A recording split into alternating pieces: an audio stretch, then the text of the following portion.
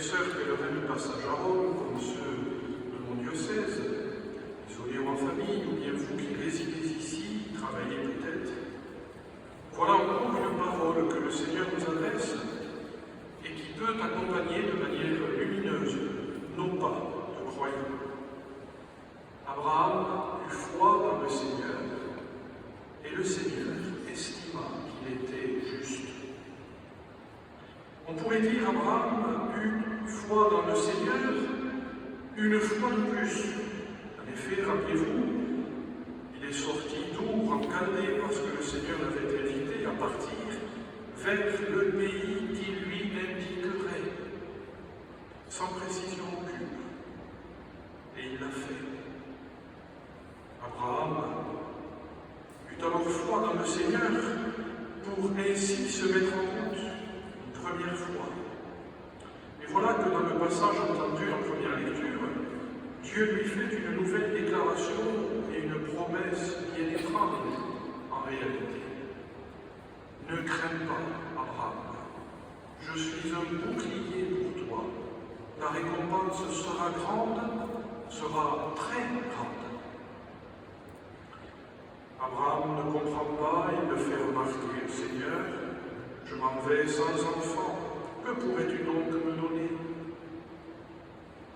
Ceux qui me connaissent m'ont déjà entendu souligner à quel point il est remarquable que la foi que le Seigneur nous demande de mettre en lui est non évidente. Par définition, vous me direz. C'est ainsi depuis les origines, c'est ainsi tout au long de l'histoire sainte, c'est ainsi aujourd'hui. Croire en Dieu ne va pas de soi. Abraham a cru en Dieu, il s'est mis en route avec tous les siens, tous ses biens, vers l'inconnu. Il a fait confiance, il ne le regrette pas, mais enfin, il va mourir sans enfant, pense-t-il, ce qui n'est pas signe d'une grande bénédiction divine. Alors, quand Dieu lui promet une très grande récompense, il s'étonne. Ce dialogue entre Abraham et Dieu peut en évoquer un autre pour nous, celui de Marie avec l'ange, plus tard. Là aussi, la foi est considérablement non évidente, si j'ose dire. Là aussi, autour d'un enfant promis. Comment cela va-t-il se faire, puisque je ne connais pas d'homme, demandera Marie. Dans les deux cas, les réponses de Dieu sont belles, certes, mais n'expliquent pas tout.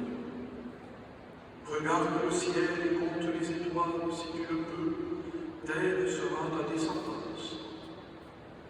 L'Esprit Saint viendra sur toi et la puissance du Très-Haut te prendra sous son ombre. La foi d'Abraham sera éprouvée au plus haut point lorsque Dieu lui demandera de préparer Isaac pour le sacrifice. La foi de Marie sera éprouvée au plus haut point lorsqu'elle sera la mère douloureuse au pied de la croix. Et pourtant, tout au long de l'histoire du salut, Dieu a toujours tenu parole et manifesté que la foi qui tient bon, au-delà des capacités de la raison, est la véritable sagesse qui donne accès à la vérité, à la paix, à la joie profonde que rien ni personne ne peut ravir à ceux qui l'ont trouvé. Dieu a toujours raison, même quand notre raison à nous ne voit pas clair ou est totalement aveugle. Il n'est pas facile de croire. Il n'est pas facile d'espérer contre toute espérance. Pourtant, ceux qui mettent leur confiance en Dieu peuvent être assurés de sa fidélité à sa propre parole. Les croyants de tous les temps en témoignent. Les martyrs d'hier et d'aujourd'hui nous l'enseignent. Alors, chers frères et sœurs croyants, méfiez-vous des faux prophètes déguisés en brebis et qui viennent nous expliquer que la confiance en Dieu est trompeuse. Méfiez-vous de vos propres raisonnements s'ils vous détournent de la seule source qui ne déçoit pas les soifs humaines, le Christ.